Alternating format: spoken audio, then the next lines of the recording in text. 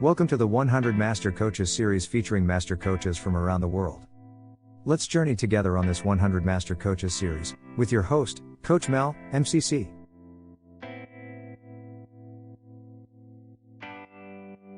Tara Nolan is a Master Certified Coach who works with top teams and senior executives from global concerns.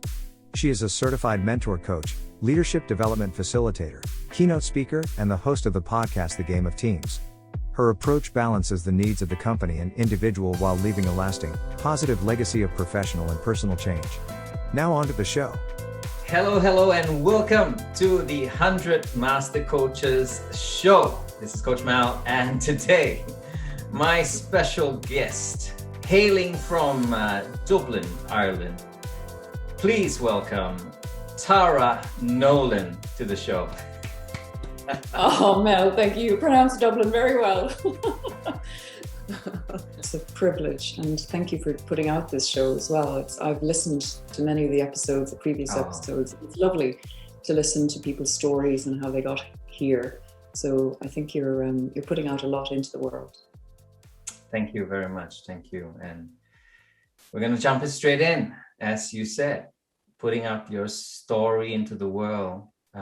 Today is about you. So please tell us how your coaching journey began. So I can tell you where I was and the moment I chose to go to coaching. So I was standing in a street in London and I was talking to a colleague of mine about life, about work, about careers. And we walked into this coffee store that is now an Emporium shop in London. And she was talking about her experience in Newfield and the way she described the program, the way she described how it had impacted her. I felt a calling. I had up until that time been very uncomfortable in the person I was, and I found myself in many ways, in many guises, running away from myself. So to put it in context, Mel, I'm the eldest girl of three. I'm my father's girl, and I followed his admiration in me to become an investment banker and very smart in the degrees I secured. And I had a less comfortable relationship with my mum. And between the two of them, I think I ran with two fairly negative assessments. One was that I wasn't good enough, and the other was that I was not lovable. And for some reason, I chose to go to Newfield because of this lady, but also because of a sort of a yearning in me to find out about me. But I remember that first formative experience standing in a hall with 67 other coaches, and I was sitting at the back. We're not yet coaches. And I remember looking at all of these people in my judgmental, investment banker head on going, oh my God, what a bunch of hippies. And, I was refusing to engage in this material, believing it was just gobbledygook. And when were they ever going to get on with telling me how to coach? And I was so judgmental. And until a point when Julio Alala decided to share with us the distinction between assessments and assertions and their language acts in Newfield. And it was like a bolt of lightning through me. And up until then, people, would want to go to the mic and speak to Julio, and there was a sort of a drama. But it was like a sea parted, and I raised my hand, and the mic came, and I shared my story. And in that moment, when Julio responded, I felt seen. I felt seen for the first time. I felt so seen. That's about all I can say. I can feel the emotion now. That up until then, I'd certainly not had any appreciation for the person I was. I was simply running away. And so my journey since has been about coaching people probably like me. We talked about this earlier, how you might attract people. So my journey into coaching was born out of my own insecurities and born out of not knowing who I was. And from there, I've picked myself up. And of course, it's still a journey. And there's many times when I don't feel good enough, and the not good enough will kick in. The not lovable will kick in. So I think it's a constant, but at least I'm awake to it. And I wasn't before. That's so beautiful. Thank you for sharing that. And like I shared in the pre-show, I feel the same. I've gone through many layers of that insecurity myself. And it's the second thing that you said about being loved and accepted. And as a banker, how would an investment banker be drawn to such a thing like this, right? It's like from two different worlds. Right? What would you say today, now having experienced it, being able to speak through the differences? Well, my experience being an investment banker was very positive, actually. That's good. With Morgan Stanley, it was probably a culture that even today I will always cite as one of the best cultures I've ever experienced. So curiously, in that realm, I felt, at least welcomed, maybe not seen in the full throw. That was my own stuff churning away inside of me.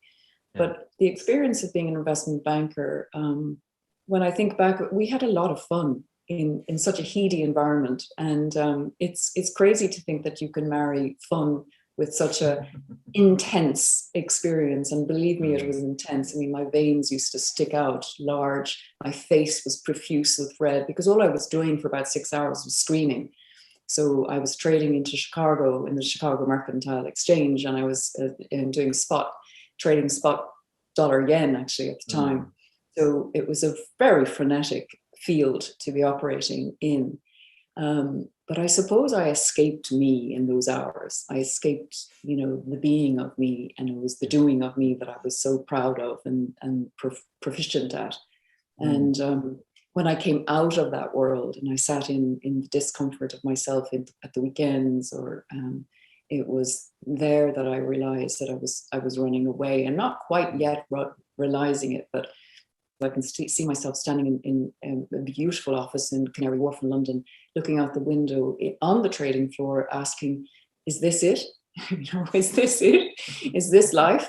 And so I guess that question was churning in me, and probably you could have said, "Is this me? Is this me?" And I didn't discover really that until I stood in Colorado with my colleagues in coaching. And so, more fully to answer your question, I mean, they're very different worlds for sure. But what I do now appreciate by coaching is that with some of the things that we know about coaching, certainly about being curious, and I think you use the word acceptance, when we can actually stand with another and accept and appreciate that what they may be presenting could be the face of a defense and not them. And so I think that's a huge gift that I have now with coaching, that, and of course I fail many times with that, but the idea that if I can suspend my judgment and just witness and be curious about what is it that these behaviors are masking and what wants to emerge, then I'm probably helping my clients. And I think in the investment banking days, I wasn't doing that. It was more about the proficiency and the skill and the execution and how good I was at that, and patting myself on the back for the goodness of the doing as opposed to the being. So, if I flow with you through that journey, what were you finding out about yourself, about the is this me kind of space where you started from Colorado and slowly started to unpeel those backwards? Could you tell us a little bit more about that journey? Sure. So when I And I had a phenomenal experience at Newfield, and I met some amazing people, and I'm still in touch with those people. And when I came back to actually, the time was London, and I experienced coaching for myself the first time too. And those two assessments were the things that I was unraveling. So the not lovable and the not good enough were probably continuous themes and still are with me. And I came back and I was still curious about how do I do this, you know? So I was still in the doing, like what's the skill? So, you know, I wasn't yet comfortable with myself to go out and to be practicing on my own. So I joined a smaller company. It was a leadership development company. And it still didn't satisfy. There was still something about it. They weren't really doing any coaching in any case. And I was getting into the world of development and leadership development and personal development, but it was still from a frame of doing, and there wasn't really much around the being of it. And I was definitely in that search. And I remember going to the Academy of Executive Coaching and studying with Marjorie Shackleton Gestalt coaching. And I could see the similarities between Newfield and Gestalt and that holistic being of coaching. And I was enthralled. And so I did a diploma in Gestalt coaching. And I found that incredibly enriching. And that idea of being present and working in the present and working with a client in terms of what are you experiencing now, and how can you bring that experience to bear here, so we can see and sense into how you're feeling about it, how your body, the physical mind is, and how your analytical mind is, and exploring and unpacking it from there. So I definitely still employ a lot of Gestalt coaching in my approach to coaching. And I continued, and I in 2009, curiously in the crash, I was brave enough to decide, right, this is me. I'm getting to accept that I have something here. There's something in me that can bring forward coaching. And I decided to go out on my own. And I remember the naysayers, especially around the crash, saying, what are you doing? This is crazy. And who are you? And who do you think you are? Many of those, when you start out on something new. And I had some people around me who were encouraging me. And I remember, and I still meet this gentleman, I remember Patrick Manley, he was at the time the CEO of the general insurance business for Zurich. And I met him, and he invited me I was invited into Zurich's offices to talk about coaching. And I don't know, Mel, if you would be with me in that first time where I was theoretically explaining coaching. And he sort of paused and he stopped and he said, who are you? And I remember he was so interested in the person, and I dropped into me, and we had a phenomenal conversation. And he said, I'm going to give you a break. I'm going to ask you to coach 3 of my people. And that was the start of my business. And somebody saw something in me that trusted the me of me, as opposed to the knowing that I had about coaching. And we have had a phenomenal relationship ever since. And he's retired now, and I see him on the street here around Dalkey, and I only met him on Saturday, and we talk. So he gave me my first break, and I started coaching then. And I remember going, oh my God, I've got clients, I've got my own clients, and they're coming to me, and they keep showing up. This is cool, There must be something that you're doing right. And maybe that, I'm okay, and there's a good enough in me. But I will share with you that, and I still, which does serve me, and I think I would be opining to all coaches. I got good at reflecting on my practice. I got good at coming back and going, okay. And I didn't know about transcripts then. I didn't know about, what we know now in terms of our MCC practice. Yeah. But I would do that. I would do that for myself. I'd go, what's another question I could have asked there? What's another way? What was I not paying attention to? So I was developing my inner coach even back then, and probably not knowing it, but that was my approach. I was fairly diligent with myself and my practice, and it grew and it grew. And in 2014, I remember meeting John Leary Joyce in a cafe in London, and he said, there's probably two ways you can go now. You can, continue on your individual journey and become an MCC, or you can do team coaching. And I think underneath it, he was actually selling me team coaching. And I said to him, I can do both. And so I embarked on team coaching then with Professor Peter Hawkins and the Academy of Executive Coaching. And that is a love of mine now, an absolute love. I love the headiness of it, the mix, the complexity of it, the dynamism of it. When you see, all those relationships in one, and the power of relationships in team, and the wisdom that resides there, and how you can get at that collective wisdom with coaching. So I'll pause there for a moment, Mel, to see. Do you see? I feel as if I'm just talking. Oh, no. You are just amazing, and I would just allow the tap to just flow, right? Like it's in a lovely pub where it's free flow drinks for everybody. Yes. Okay. Cool. I will probably just maybe end that question about living life and learning about me and getting to know me.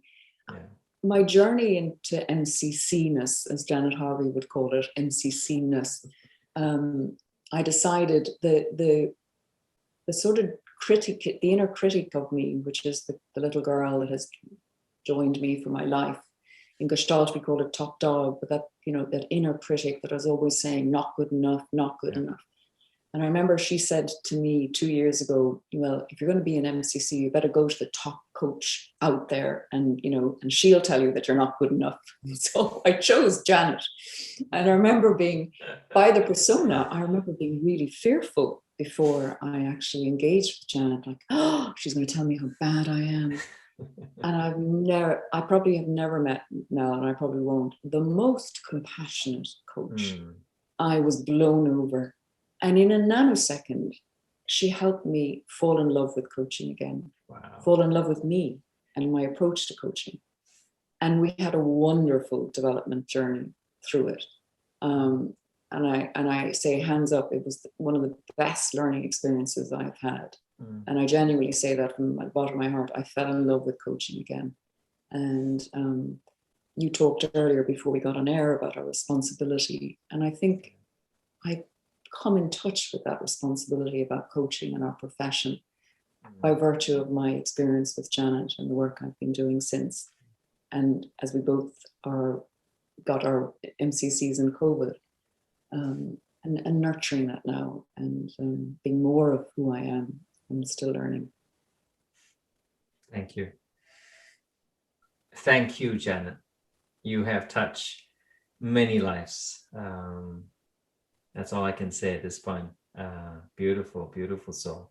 I'm curious, Tara, if you go back in time and picture the kind of coach you were before and now the coach that you are today, what would you say would be some key differences between those two spaces? That's quite easy, actually. I don't answer. So I was introduced to a metaphor of a three-legged stool. The idea that as an MCC, you are managing three legs of a stool. You're managing the proficiency, the presence, and the partnering with another in your coaching. I had no clue about presence or partnering when I was back there coaching. All I was doing was proficiency coaching, And I remember the body in me would lean into the client, and I would be doing all of the work. I was so responsible for doing the work and lifting them. And don't forget the questions and the models and all of that. Oh, absolutely. And what was a more beautiful question, and what was a powerful question. And I was so obsessed with the proficiency of it that I was almost blind to who I was being, and then how I was partnering. I really didn't appreciate that concept of partnering. It was my gig to get this guy or girl, and mostly it was guys for me, senior guys, to their end. Yeah. So I was wholly focused on the what they brought, the topic they brought, as opposed to the being and their relationship to it. Yeah. And so I really, really, I mean, I feel a little bit shameful when I say this, that I only really equipped myself with that thinking in my experience again, going for my MCC and re-acclimatizing myself to what is our work. And I know that, presence and being a yogi, for example, really helps me get in touch with me. But I think coaching has really helped me understand and appreciate the power of presence. Even now, as I'm speaking to you, Mel, I'm so conscious of how I'm sitting. I'm so conscious of what my heart is doing, what's going on in my physical, where my hands are. So I'm so much more aware of the being of me now through that. And then the partnering, I think it's such a beautiful phenomenon to know that if you really, because when I initially was in coaching, that idea of, the client is whole, the client, is to be respected, they're not broken, etc. I think I was assuming they were broken and I was going to fix them. And so it's the unfixing and the knowing that they are where they are and you are partnering with them on a journey to something new through those three legs of the stool. Beautiful, beautiful 3 Ps.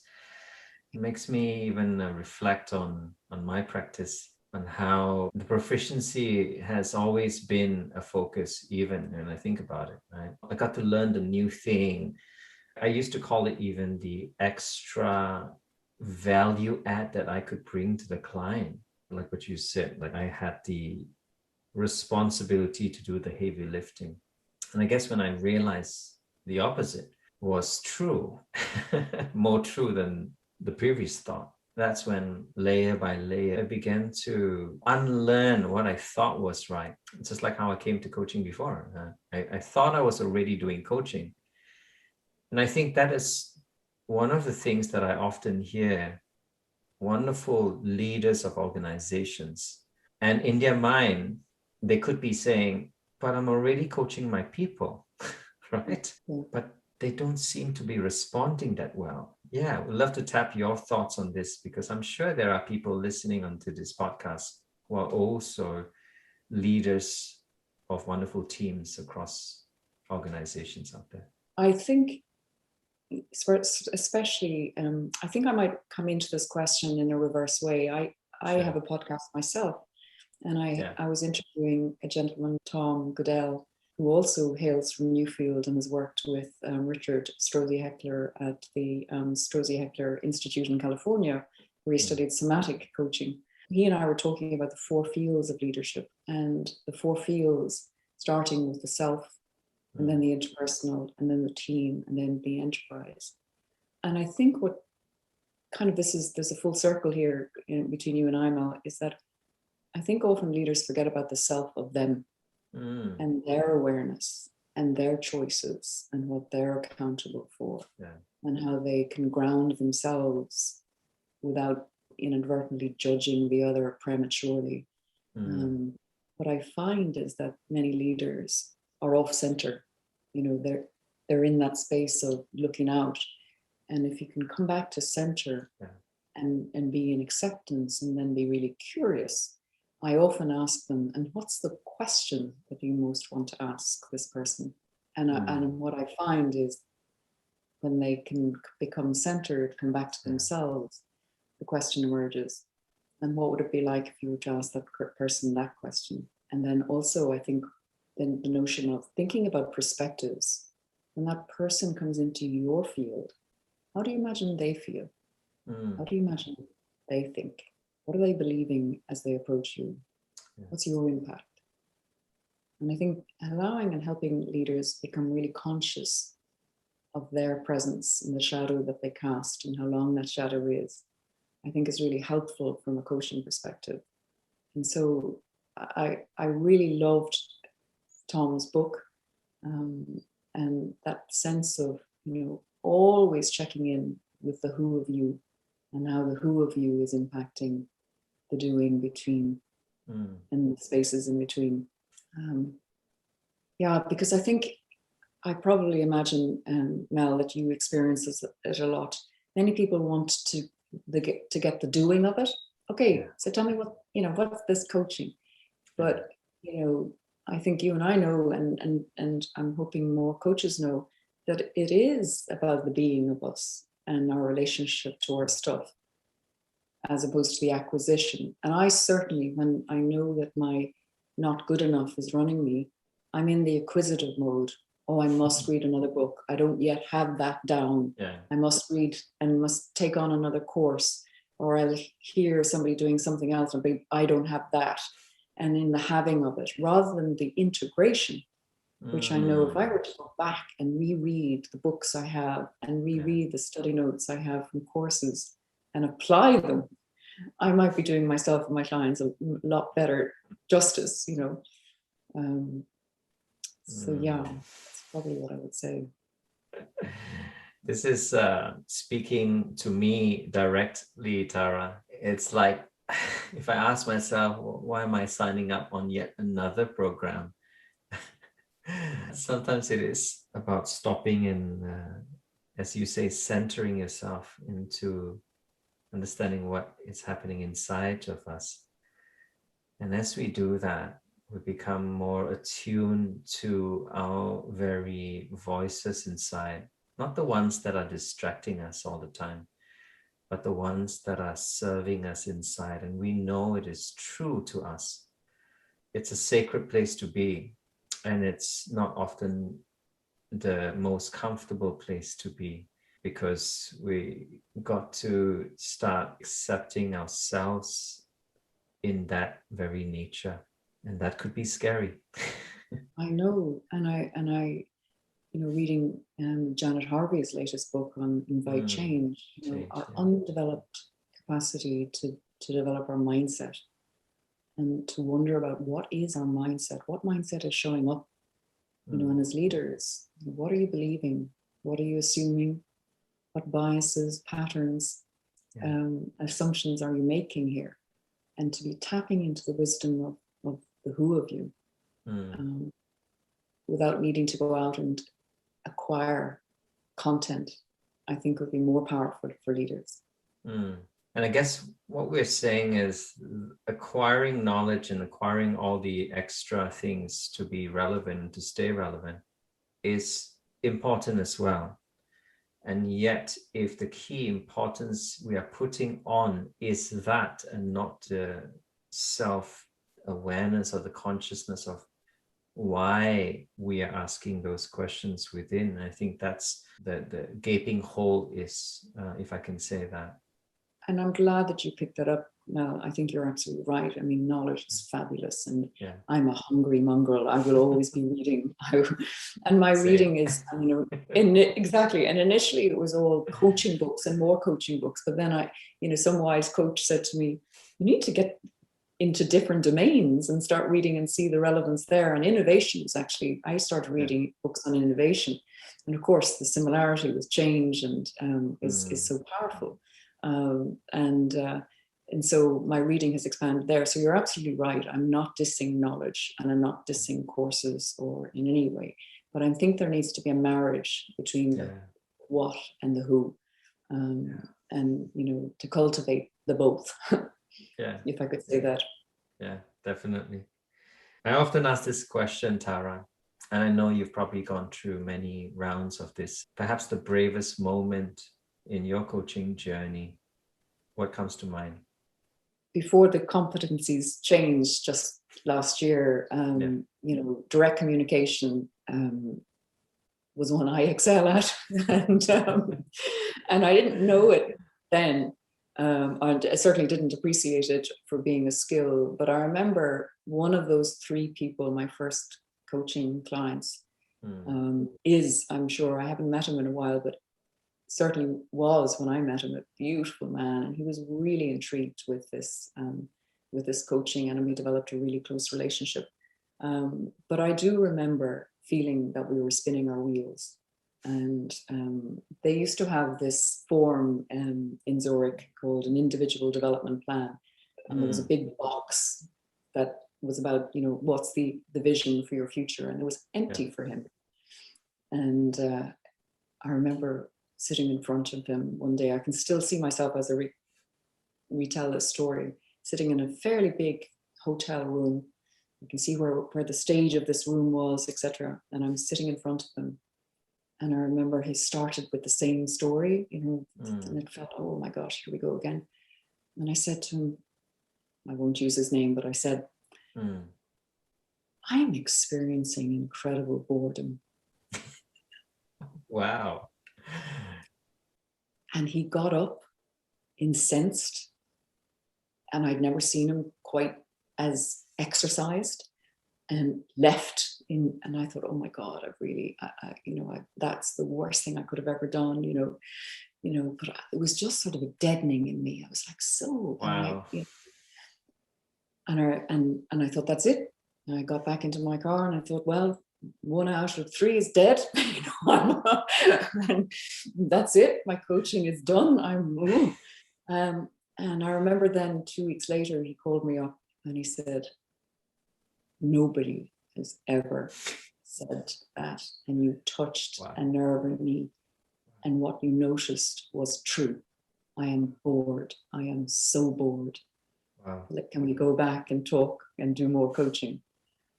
So I suppose for me, that was, starting out my business and having 3 clients, was my bravest. I refined my ability to do direct communication now, but that was brutal. But I think, that stands out for me as being one of the certainly bravest things I've done in coaching. I just want to applaud you, really. I'll put that as one of those crazy questions that I may ask one day. And if I ever do, I would let you know. The good news is that 2 weeks later, as you're saying, he came back. And yeah. I don't know what you felt during those 2 weeks, but, Well, what I felt was, I did a horrendous thing to that gentleman. I was rude. I felt I must have been rude. And I was so wrong. And who was I to,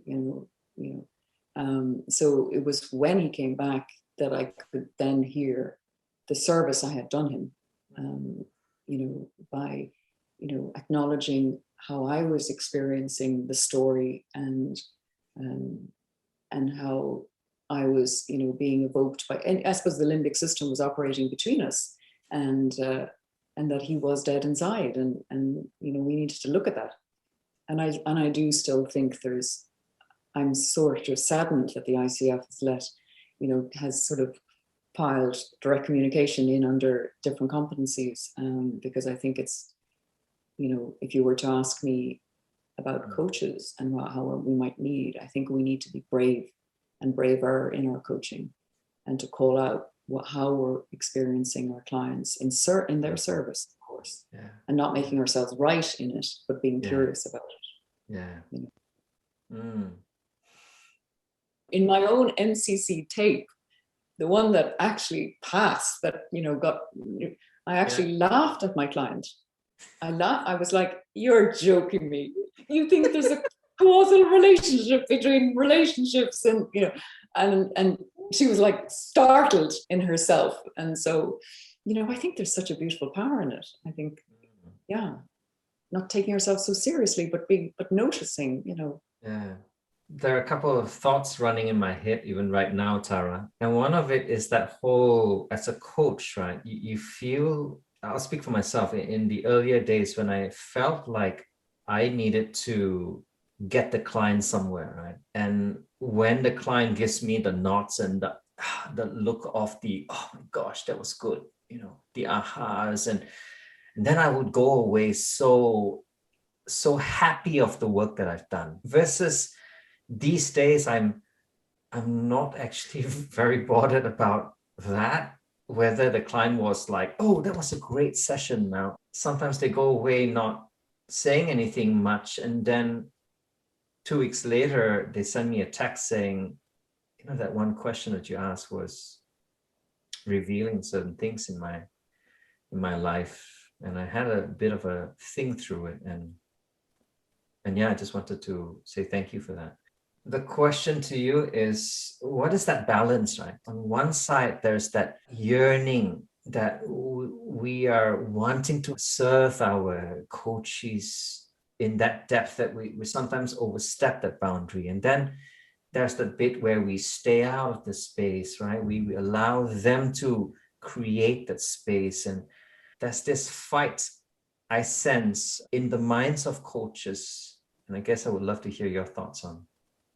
Yeah, I think that we can often be maybe inadvertently pushed into that sense of fight, that, you know, there is a coaching arc, there are competencies, you know, there's a beginning, a middle, and an end. And the coach or client hopefully brings a topic. Often that's not the case, and I'm sure many people would. But, you know, I think those three stools really help me, you know, position my coaching, and I'm hoping it might help other coaches, you know, step back from that fight. Because if we can help our clients disrupt their thinking in even the smallest way, and my own positioning statement is, you know, I work to disrupt thinking to invite change. It's, you know, how can we help a client just maybe pause on something and reflect, as you say. And I think sometimes we're too caught up in the, you know, did I cover everything or not? And, you know, it becomes a game with ourselves about our stuff, as opposed to what's there, what's being presented. And as you said, which I think is a real skill, if you can allow the space to be created between you and what needs to emerge, you know, I can know myself that when I'm in that, triggered into that performance modality, I can lose that sense of partnership and that sense of presence with a client when I'm over indexed on that idea of fixing or doing a brilliant coaching session. You know, what's the one thing? What am I curious about? Can I get back into that mindset of, you know, what's emerging here between us? You know, what needs to be said? And just creating a space in silence. I mean, I love silence. And I would encourage coaches to get comfortable with silence. We don't know what our client is thinking or how they're processing. And if we don't give them any space at all, it becomes more about us than them and our proficiency. So, and what I do appreciate about the new coaching competencies is how they call out the work and the being, and it's a balance, you know, and I love that, because new coaches, middling coaches, MCC coaches, sometimes we can get caught in the proficiency and lose the relationship, the connection, and the space in between. And the space in between is where, you know, magic happens. So beautiful. Thank you, Tara. It's 2021. We've come a long way, even in our profession. In your mind, what do you think that future of coaching is going to be like? I'm hoping, and again, I'll come back at this maybe in a different way. There was a lady I interviewed, Kath Bishop, who's a former Olympian athlete, a rower. Wow. She won a silver medal in the Olympics for the UK. She's written a fabulous book called The Long Win. Mm. And she talks about redefining our definition of success. And I'd love that coaching started much earlier in educational life for children.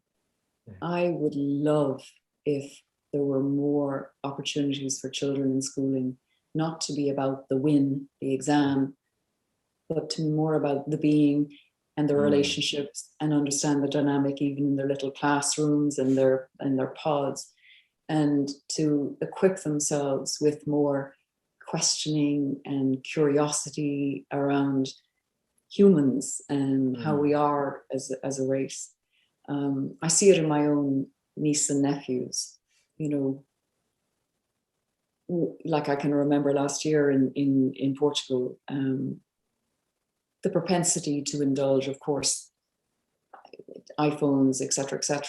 And in this instance, all of my niece and nephews were completely poured over iPhones, hugely understanding, because us as adults were just in boring conversations about our stuff. But I remember stopping to pause and look at my little niece, and she was 13 at the time, and her little friend was with her. And I remembered that she had been on a camping trip. So I started getting really curious about the camping trip. All of a sudden, the whole conversation shifted. The phones were forgotten. And we had one of the best evenings where we were in conversation. So, you know, they have that wisdom. They want to be brought into the conversation. But in many ways, we separate, you know, with either our discourses, or we forget that, you know, they have stories to tell too. And I'm just reminded that, you know, if we could do more of that earlier and sooner in our educational systems, I think we could be doing a big service to the world and how we're being. Another area I think in terms of coaching is for coaches themselves to be braver and to be braver in the beauty of this profession. And I think too often, certainly in my journey with it, I think too often we have maybe dismissed the efficacy of it. And there's a gorgeous art and science to coaching. And I think we can stand proud. And I think I'd love for the coaching profession to stand proud sooner. It has taken me, you know, 15 years to become an MCC, to become really proud of the profession, and proud of me in it. Proud of you, Mel, in it. And I'd love for us to be bolder with it. A magnificent discourse to be having with people. Yeah. You say it so beautifully, really. It's that missing connection piece, right? We all have our little distractions, and yet the meeting place of that connection, if only we could find that meeting place. We talk about different generations and the way each generation talks about the next. And yet there are meeting places that can be met when we put away our focuses and start focusing on the next. Just like what you did, you left that conversation and focused on birthing of that new conversation that was happening with you and your niece. I thought that was so beautiful. Thank you for sharing that. No, thank you. And of course it's memorable when we all remember it now. And I love that when conversation can afford memories, you know. Yeah, absolutely. One of my last questions, Tara, I often ask, what would be your master wisdom for the young budding coaches just entering into our beautiful industry? I probably, maybe even selfishly, wish I had explored more MCC-ness and explored the variety of coaching experiences. And I think now that we have things like podcasts, things like YouTube, things that are available to me, is step out of that and look at what others are and who they are, and look at the diversity of coaches across the globe. But also be braver in your application practice. I think sometimes I think in the wanting to be good, we deny ourselves the clunkiness and, you know, the irreverence sometimes that maybe needs to happen. I'm witnessing that again in my own mentor coaching, the sort of temerity, you know, that is being approached, and the bias of, you know, it only must be good, as opposed to there's a huge wealth in terms of, you know, maybe sometimes people call them negative emotions. I don't call any emotion negative. It is simply an emotion. Similarly with feedback, I don't see developmental feedback being negative. And I think sometimes we can box things and compartmentalize things. Rather, get into the discourse. Equip yourself for sure with the proficiencies, but practice. Listen back to yourself. Reflect. Be curious about, what evoked that question in you. What motivated you to go there, and what was the opening that you took, and what else could you have done? So I think become curious with yourself and in your practice. And if I had known about the 3 legs and 3 stools back then, I think I would have done, come to maybe my MCC much quicker. And so, yeah, it's as I said, I've fallen in love with it again. It's not something out there. It's part of who you are, and you're bringing part of you into any engagement with another. So allow that. I'm sad that this is often the last question that I ask, Tara. So here goes. As coaches, we ask powerful questions. So what will be your offering to the audience today? What brings you alive?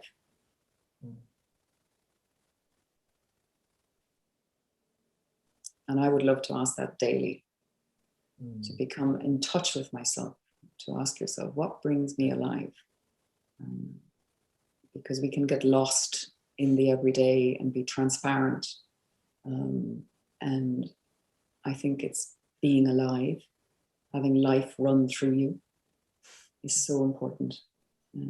So what brings you alive would be my question. Thank you. This is the time where I invite you to share your media handles, anything you'd like to say to the audience so that they can come in contact with you. Oh, well, I have 2 websites. One for the podcast, which is called The Game of Teams, and you can find that on thegameofteams.com. Okay. And I just love that. I love the richness there for people to learn about teams and all the many people I've interviewed so far. And the other is Tara Nolan Ltd, which was another awakening for me, that I finally was able to stand in my own shoes and call myself me, as opposed to hiding behind a brand name. So my handle for that is Tara Nolan Ltd, and you can find me there. Wonderful. Any last thoughts from your heart that you'd like to share with the audience as we close? I have been touched by this conversation. I have loved your questions, Mel, and I have loved the relationship we've built in a very short time here. So I think we've probably demonstrated the power of relational connection through our being. So thank you. I really mean that, and I hope we continue. There you have it.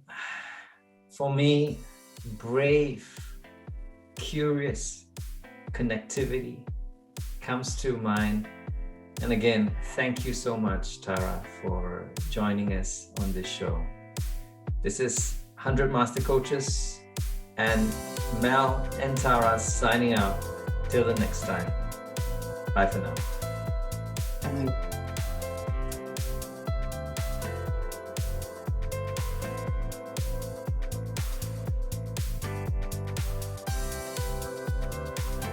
You have been watching the 100 Master Coaches series with your host, Coach Mel, MCC.